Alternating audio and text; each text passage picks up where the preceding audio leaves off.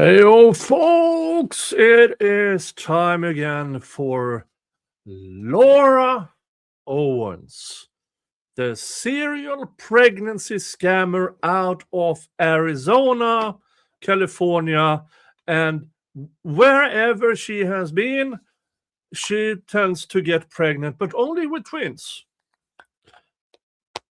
Most of the times, not having, it's amazing how she can get pregnant that often, but only with twins. Unheard of in the medical community. But then again, if you ask Laura, all the medical community is on her side because she writes and forges doctors' names to get doctors' notes. And that's not allegedly. The court in the Clayton Eckert v. Laura Owens, in the family court paternity thingy, they determined, yeah, you lied. You presented forged evidence. That is why Laura Owens is now facing 14 felony charges of evidence tampering, forgery, identity theft, and stuff like that. Now, here is a document I haven't gotten to yet.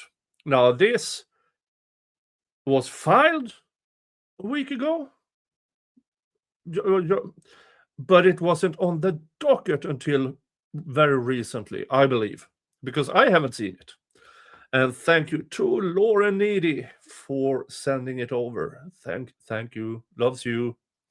So we are going to go through the notice of motion and motion to correct and augment the record on appeal. Request for expedited consideration of the papers, memorandum of points and authorities.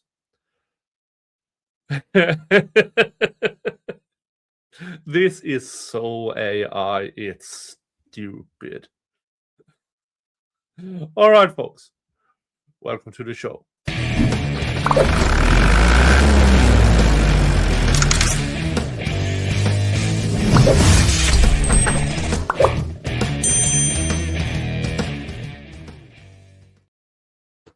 All right, let's get right into it. Superior Court of California, County San Francisco, Unified Family Court. She presents herself as petitioner and appellant in pro per.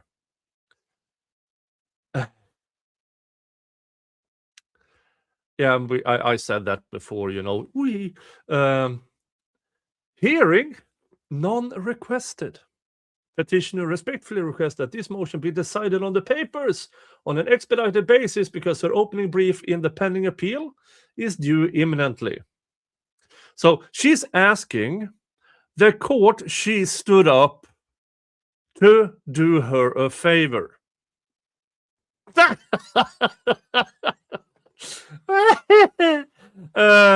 Good luck. Good luck. Please take notice that petitioner Laura Owens hereby moves this court for an order correcting and augmenting the record relating to the November 5th, 2025 dismissal of a request to renew a domestic violence restraining order. The dismissal is on appeal. And this motion is brought in this court because the document at issue must be filed or lodged here before they can become a part of the record on appeal. No, Laura, you want them to be. Doesn't mean, yeah.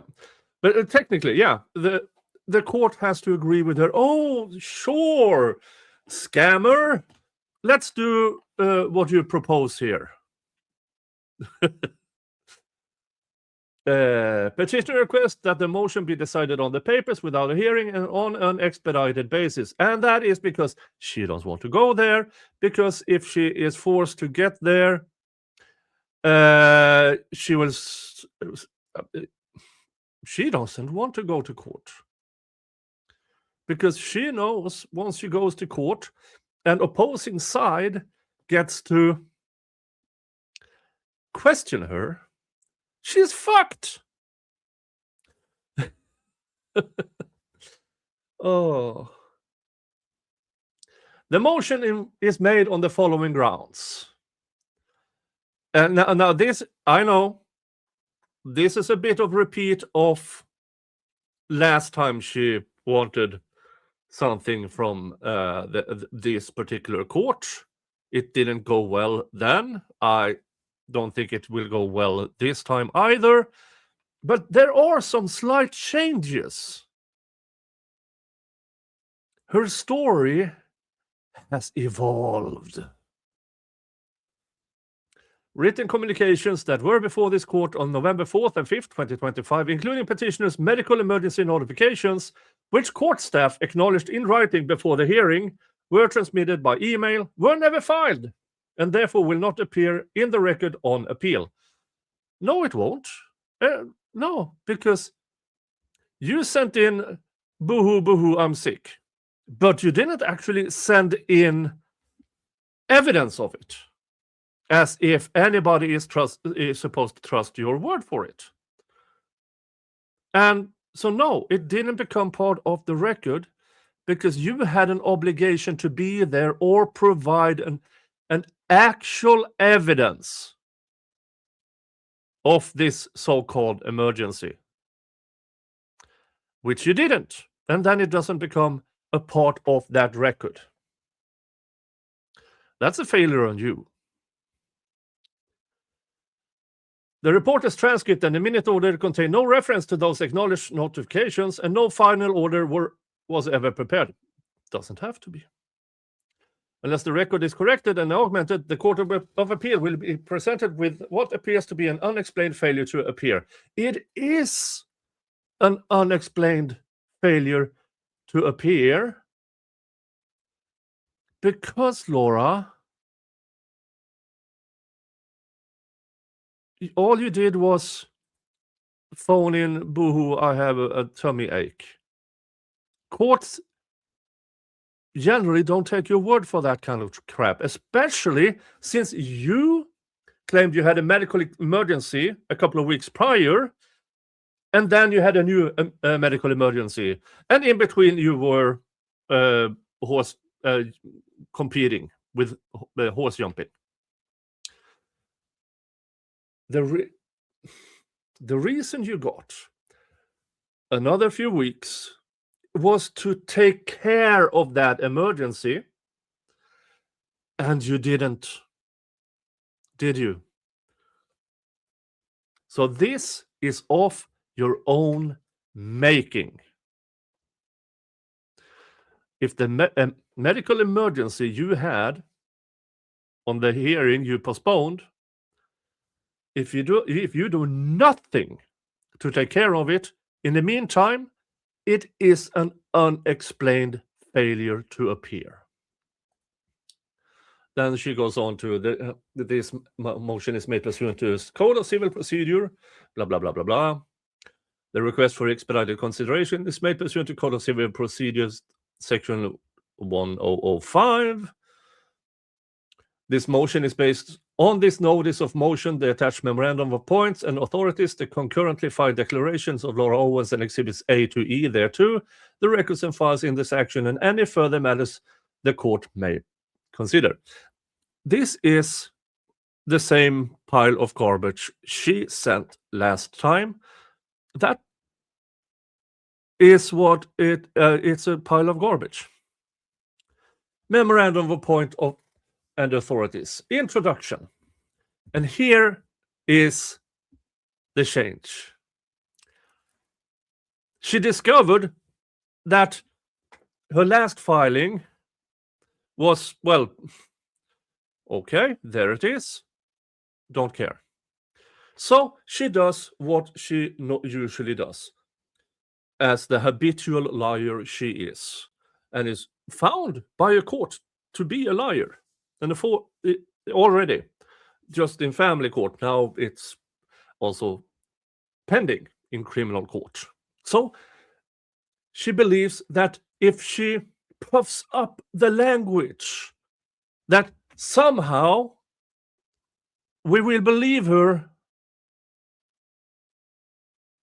Let's see if folks, let's see if it works. Wait a minute. I need the proper dramatic here.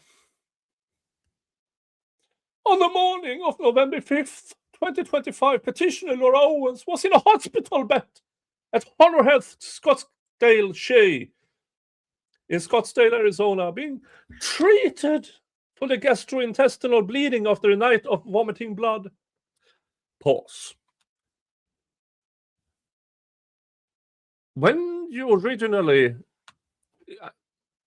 emailed, you were vomiting blood that morning. All of a sudden, it is a night of vomiting blood. So if you vomited blood all night, why did you wait until morning to go in? That's the problem with these habitual liars. These, yeah, let's just continue. At 5:37 a.m., hours before the hearing on her request to renew her domestic violence restraining order, she emailed this court and counsel for respondent Michael Maraschini to explain that she had been admitted and could not appear. I don't recall her saying in the original mail that she was actually admitted. She was waiting to be admitted or something. Well, we will probably get to that. But opposing counsel has zero obligations. It is 5:37 a.m.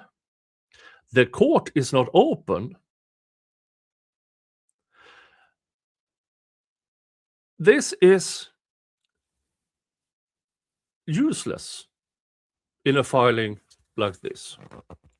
Again, I suspect that she has asked an AI of sorts to take the former filing and extend to it, add to it, make people feel sorry for her. I'm not getting there, but let's keep reading. Maybe this time I will feel sorry for her.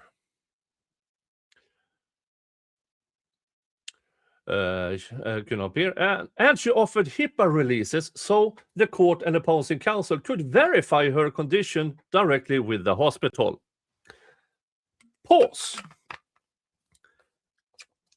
No, Laura, you submit that on your own. Nobody has an obligation to check your claim. Definitely not opposing counsel. And the court, no. This family court has an all-day docket. If you want to submit something, it's on you. Nobody has an obligation to verify anything for you, Laura. And by the way, you were the one, you are claiming that you were admitted. Herr Robert, Herr Doctor, I need a note to send somewhere. Can you describe my symptoms and what you're going to do to me today? And sign it, please, so I can send it off. And either a head nurse, probably a head nurse or something, because the doctor is like, I will write you one when we're done. But nobody, absolutely nobody, has an obligation to check your claims for you. What's the let me give you an example. You go to a restaurant. It's nice. You order a steak, medium rare, with some nice Hasselback potato, maybe some sauce béarnaise, and then you get it on your plate, and then you go, Herr Ober, Chew my food for me, please. That is what Laura Owens is doing here. She is asking everybody to do everything for her, equivalent to going to a restaurant, asking the waiter to chew your food for you. It's that stupid. Let's continue. Court staff confirmed receipt in writing twice. Yeah, no, they only confirmed, yeah, we got it. Not that they acknowledged the contents of it. Just that, yeah, we know you sent something. It won't be anything different, no matter how much you try, Laura. The court dismissed the renewal request because petitioner was not present. You weren't. And dissolved the temporary order protecting her. Dissolved the temporary order you falsely testified to get in place. She remained hospitalized overnight and underwent surgery the next day. This here is another piece of the evolving story. This entire piece here is evolved. She claims now she remained hospitalized overnight and underwent surgery the next day. Here's the thing, Laura. If this is that life-threatening, you claim they waited an additional 24 hours. Yeah, no. I highly doubt that happened. And here's my theory. I think I have said it before. They shoved the camera down her throat to see if it was anything serious. That's it. No surgery. She might call it a surgery. She has called it before a medical... what was the word she used? A medical something.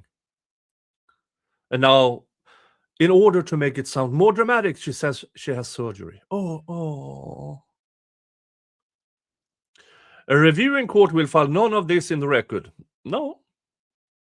Because it's all on you to actually file this as a motion. The reporter's transcript of the hearing runs 5 pages and contains no mention of the emergency, the EMS, or the court's acknowledgements. The court does not acknowledge the contents of your communication, Laura. They acknowledged you sent it. That's it.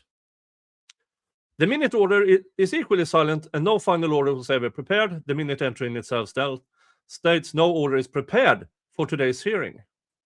No, that's not the same as no final order was ever and prepared. Final orders are written later. The explanation for petitioner's absence exists, but it exists in emails this court sent. Explanation is not evidence. Wordings matter. Explanation is not evidence. Here, the line here should have been, the evidence for petitioner's absence exists. But she doesn't write that because she refuses to send. Materials that sit outside of the case file because they were transmitted by email rather than filed. No, you have a claim. That's not evidence. Respondent's lead counsel, Owen Starow, has publicly described the consequence. 13 days after the dismissal, he said on camera that, luckily, because no record was made, petitioner's option for appeal are severely limited. Yeah, he has no obligation to do your work for you, Laura. And this luckily because no record... See here how she does it? Only luckily is in quote. This is not in quote. Options for appeal are severely limited. And even if this is somehow... no record of your claim, because you didn't file it as a motion. It really is that easy. Petitioner asked the court to place into its file and into the record on appeal the documents showing that the court knew and acknowledged before it dismissed. No! The court didn't know. They certainly didn't acknowledge. The court reporter, yeah, we received your email. But if the email is not properly filed as a motion, it will be ignored. All right. Let's see if she finds new shit in the statements of fact. A, the parties to the renewal proceeding and the order to appear in person.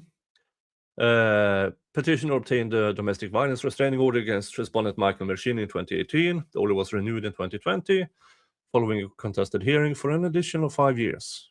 Yeah, that judge was siding on the side of caution, which many judges do in these cases, just in case. And Mike lives how Arizona to California. He doesn't want to be near you, you stupid cow. Oh, cow. Cows. My deepest apologies to cows. Cows are beautiful beings. Stick figure. That's better. Petitioners timely sought a further renewal under family code. Respondent retained attorney Owen Starow to oppose the renewal. Yeah. After prior continuances, the renewal hearing. Yeah, continuances from who? You, Laura? The renewal hearing was set for November 5th. Yeah. See how she doesn't mention anything about the reason it was set for November 5th. Nothing. She doesn't mention, I didn't want to go, so I made shit up. I made another emergency up. Blah, blah, blah. Petitioner resides in Scottsdale, Arizona. Her earlier request to proceed without live testimony on documented medical grounds had been denied. Yeah, because what documented medical grounds? Are you talking about that nurse practitioner in psychology? Oh, hell no.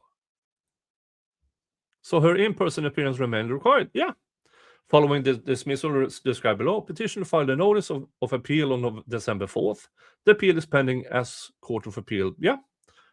Because Laura likes to keep injuring her victims. That's what she does. And then it is on the morning of November 4th, the Department 405A emailed the parties, quote, "We are informed by the court reporter's department that there is a high chance there will be no court reporter coverage tomorrow. Since this is a DVRO trial, the court needs to continue the trial if any party doesn't waive the court reporter. In the alternative, any party could also hire a private reporter. Please check your email through the day up to early tomorrow, the 5th, for updates for court location and reporter status." So, yeah, that high chance is not, we're going to postpone. It's just a high chance.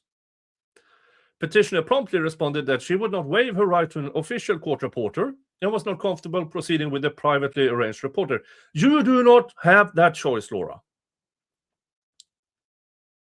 What you are not comfortable with, nobody is comfortable in a courtroom.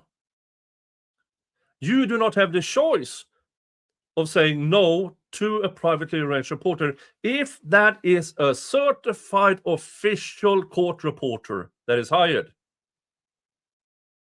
You don't have a choice. She received no response because they don't have an obligation to respond to stupid. Understanding from the court's email that the matter would likely be continued absent a waiver, she cancelled her planned drive to San Francisco.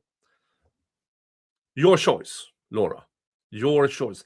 High chance does not mean no chance. My guess here is her plan was to not go there at all. She probably thanked her lucky star that this showed up, and she thought, yes, I'm getting out of it. I can still be a cunt for some additional time. So, this is all on you, Laura. Nobody cares.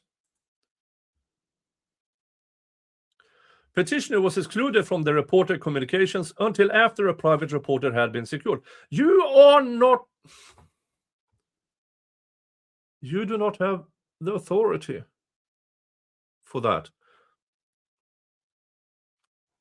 Mike's side retained a court reporter, told the court there were exchanges, and then a few hours later, you were CC'd in for the entirety of that communication.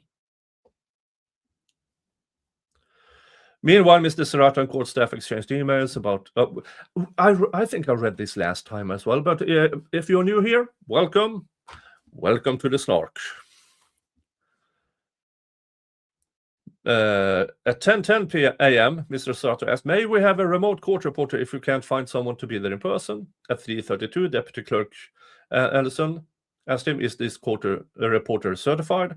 At 3:42 p.m., he confirmed that we have successfully secured a court reporter for the proceedings scheduled for tomorrow, November 5th. Petitioner, so none of these messages until she was added to the chain late that afternoon. Yeah.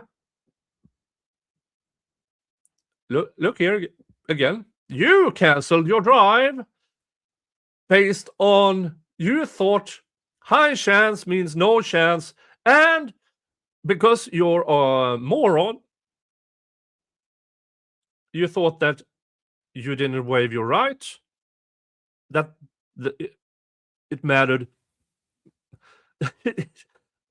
Not comfortable with a privately arranged reporter.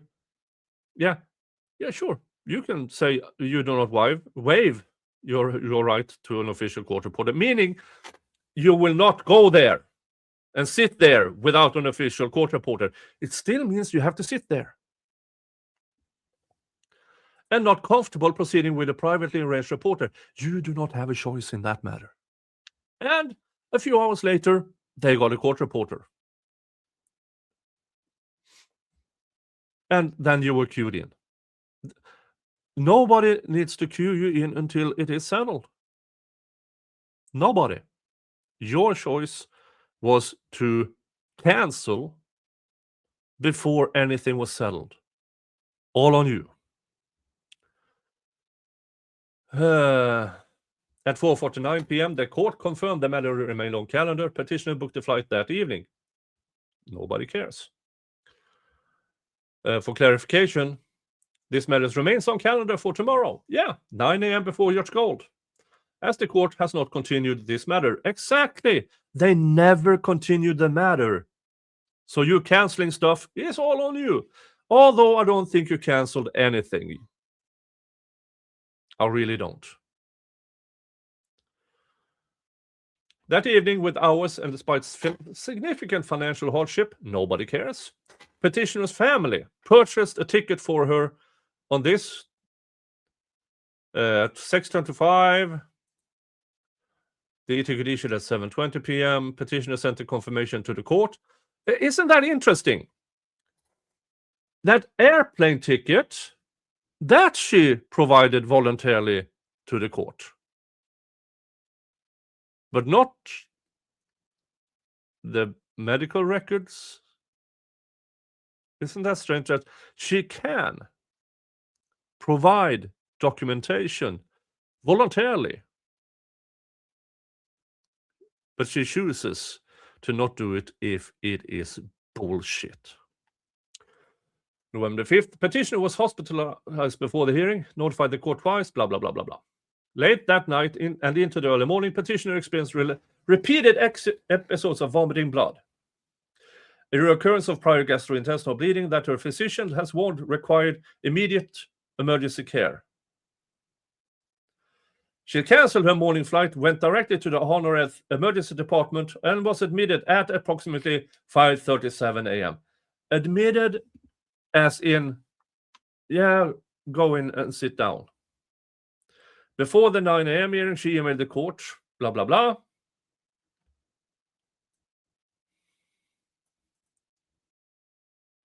I'm currently at Honor Health Hospital where I'm receiving IV fluids and where they are determining treatment for treatment.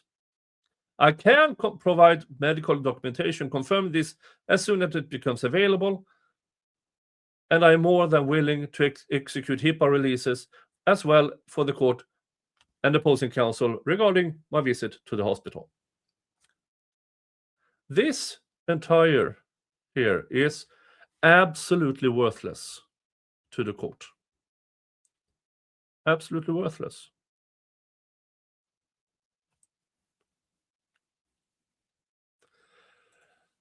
Yeah. And here it is. Replied in writing. Email received. Thanks. That's it. And this is, good morning, Miss Owens. Email received. Thanks. That is not them. Again, I've said this earlier, and I will say it again. They are not acknowledging the contents. They just see that you emailed. Because you're supposed to be there. Now, had you had a lawyer vouching for you, whole other issue, whole other thing. But you didn't. You were pro se, meaning you are your own attorney. You have to provide the court with the proper documentation.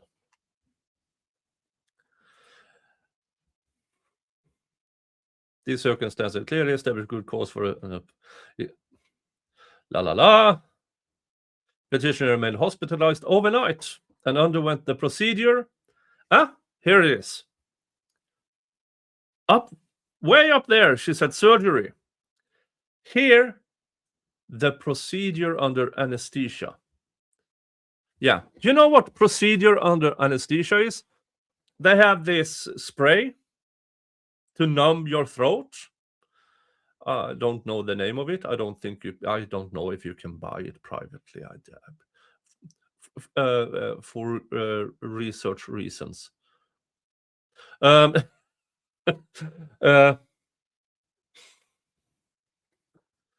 Procedure on this, yeah, spray, open mouth, shove a camera down. That's not surgery. Here she said procedure. Within the same documents. She flowered it up. And then, no.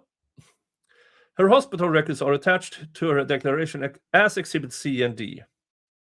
Oh, she actually provided it this time?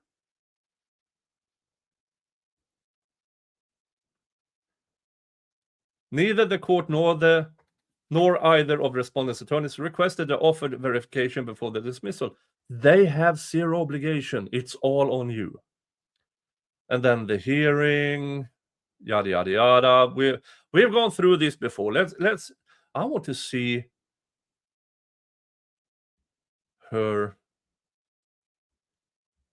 what she claims is, where's the attachments?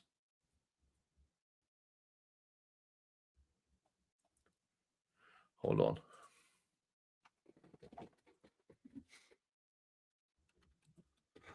It's medical records. They won't be, if they are regardless, if they are proper medical records or if she has forged something new, we won't see them. So it's up to the future to see what the court says about. But my guess here is, again, this court will say, go screw yourself. We won't attach anything. This is the record because you didn't do your part. You didn't do your part, Laura. And she won't. Now, is the appeal dead in the water? I have no idea. I would assume so, because there's nothing procedural that I can see that the appeals court can reverse. There's nothing to reverse. She fucked up. That's the consequence. Now, can she, and she already said she will refile it, which is a bit of a right to do, sadly. But that brings us into, when does Laura Owens become a vexatious litigant? I'm not sure.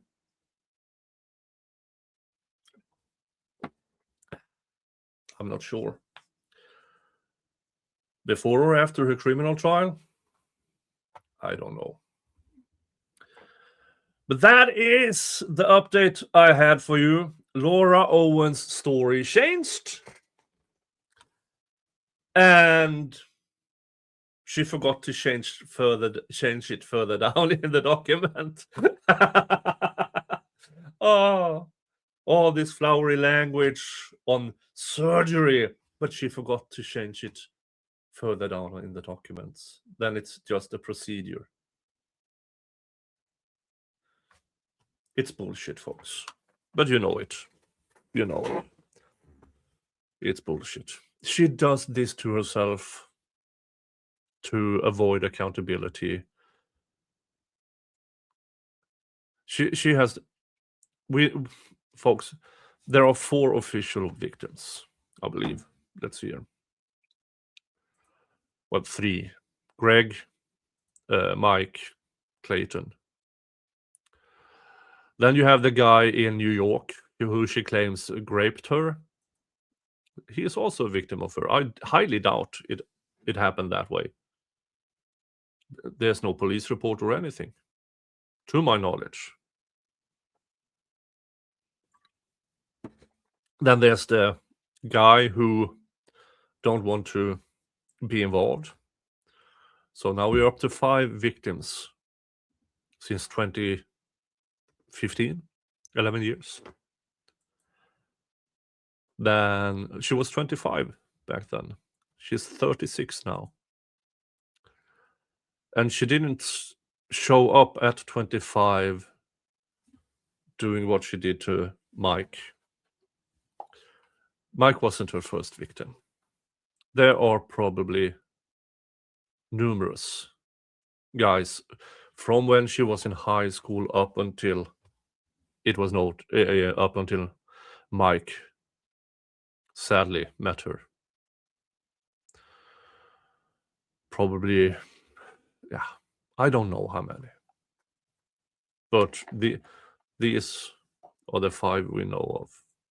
And it's sad that she has been doing this for over a decade.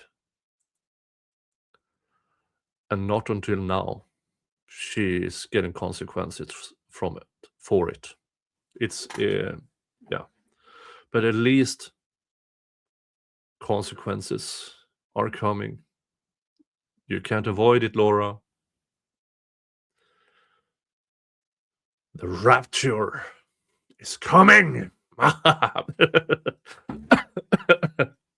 All right, folks.